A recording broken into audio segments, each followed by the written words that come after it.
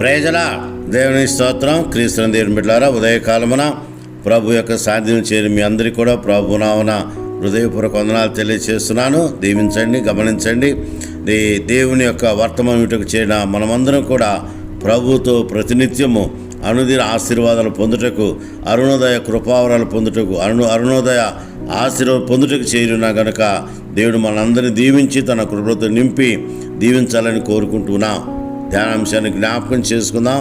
కీర్తన గ్రంథం నుండి 19వ కీర్తన 12వ వచనాన్ని చదువుకుందాం. తన పొరపాటులు కనుగొనగలవాడెవడు? నేను రహస్యముగా చేసిన తప్పును క్షమించి నన్ను నిర్దోషినిగా తీర్చుము. గమనించండి, మానవ నైజం ఏంటంటే పొరపాటు చేయటం. అయితే ఆ పొరపాటును మనము ఒప్పుకోగలిగితే దేవుని దగ్గర మరి దాన్ని మనం ఉంచి ఆయన దగ్గర క్షమాపణ కోరితే ఆయన క్షమించగల దేవుడు, నీతిమంతులుగా తీర్చే దేవుడని విషయాన్ని జ్ఞాపకం చేసుకుందాం. మానవ నైజం ఏంటంటే పొరపాటు చేయటం. కానీ ఆదాము అవ్వలు ఏదైనా తోటలో తినవద్దని పండును తినప్పుడు మానవుడు తన ఆత్మశక్తిని పోగొట్టుకున్నందున బహు సులభముగా పొరపాట్లు చేయుటకు అలవాటు పడిపోయాను. అంతేకాదు దేవుని బిడ్డలను గమనించండి, మరి మానవ జీవితంలో ఆదాము ఆ రోజే అయ్యా పొరపాటు అయిపోయింది, నా తప్పు నేను గ్రహిస్తున్నాను అని ఉంటే సమస్య ఒకలాగా మారిపోయేది. కనుక ఏదేమైనా మనం పడిపోయిన తర్వాత మరి ఆదాము స్వభావము మన పొరపాట్లకు మనము చేస్తున్నట్లుగా దేవుని బిడ్డలకు జ్ఞాపకం చేసుకుందాం. పతనమైన మానవుడు తన పొరపాట్లను ఒప్పుకొనలేదు, సరిగదా, వాటిని సమర్థించుకున్నాను. ఇంకనూ విపరీతం ఏంటంటే ప్రతివాడు తన పొరపాట్లను కనుగొనగలిగిన విషయంలో ఆరితేరి ఉంటుంది. తన పొరపాట్లను కప్పుకొనుటకు, ఇతరుల పొరపాట్లను బయటపెట్టుటకు సహజ మానవుడు ఆశ కలిగి ఉంటాడు. మనము పాపాలు ఒప్పుకోవాలి కానీ తప్పుకుంటారు. కనుక గమనించండి, మానవుడు పాప జీవితమును ఒప్పుకొని పాప జీవితంలో ముందుకు సాగకుండా ఒప్పుకొని వదిలేసి ప్రభువులో ఉండగలిగితే దేవుడు మేలు చేసిన విషయాన్ని దేవుని బిడ్డలకు జ్ఞాపకం చేసుకుంది. అందుకనే మన పాపములు అంటే అంటున్నాడు, పొరపాట్లు కనుగొనగలవాడు ఎవడు? రహస్యముగా నేను చేసిన తప్పులు క్షమించి నన్ను నిర్దోషిగా తీర్చమని దావీదు భక్తుడు ప్రార్థిస్తున్నట్లుగా దేవుని బిడ్డలకు జ్ఞాపకం చేసుకుందాం. ఈ పొరపాట్లను కనుగొనవాడు ఎవడు అని చూస్తే దావీదు దేవుని యొక్క సన్నిధిలో ప్రశ్నించుకుంటున్నాడు. ఒక వ్యక్తి తన హృదయ స్థితిని తెలుసుకోవాలంటే దేవుని సన్నిధిలో మోకరించి ప్రార్థించాలి.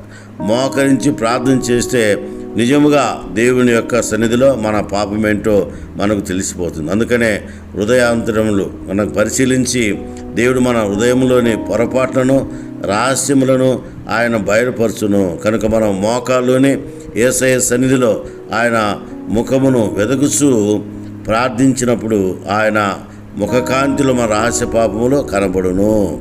మా దోషము నీవు మా ఎదుట ఉంచుకొని ఉన్నాను, నీ ముఖకాంతిలో మా రహస్య పాపములు కనబడుచున్నవని కీర్తనకారుడు 90వ కీర్తన 8వ వచనం తెలియజేస్తున్న నిజమే.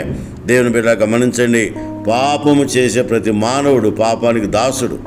పొరపాటు అనేది సహజమే. కానీ ఆ పొరపాటును గ్రహించి గమనించి మనము దేవుని దగ్గర మరి క్షమాపణ అడిగితే ఆయన క్షమించే దేవుడు, కరుణించే దేవుడు, కాపాడే దేవుడు, బలపరిచే దేవుడు, బలమైన కార్యాలు జరిగించే దేవుడని దేవుని బిడ్డలకు జ్ఞాపకం చేసుకుని అందుకనే తన పొరపాట్లను కనుగొనగలవాడు ఎవడు? నేను రహస్యంగా చేసిన తప్పులు క్షమించి నన్ను నిర్దోషిగా తీర్చమని భక్తుడు ప్రార్థిస్తున్నట్లుగా దేవుని బిడ్డలకు జ్ఞాపకం చేసుకుంది. అందుకనే పొరపాట్లను మనము గ్రహించాలి. దావీదు దేవుని సన్నిధిలో ఆయన పొరపాటు గ్రహించి మోకరించి ఆయన ఏడ్చాడు, కన్నీరు కార్చాడు, బహుగా ప్రలాపించాడు. అందుకే దేవుడు ఆయన పాపాన్ని క్షమించినట్లుగా దేవుని బిడ్డలకు జ్ఞాపకం చేసుకుందాం. మనం కూడా ఈరోజు మన హృదయంలోని పొరపాట్లను, రహస్యములను బయలుపరుచుకొని మోకాళ్ళను యేసయ్య దగ్గర మనం ప్రార్థన చేయగలిగితే ఆయన మనను కరుణించి, కాపాడి, దీవించి, ప్రేమించి బలపరిచే దేవుడని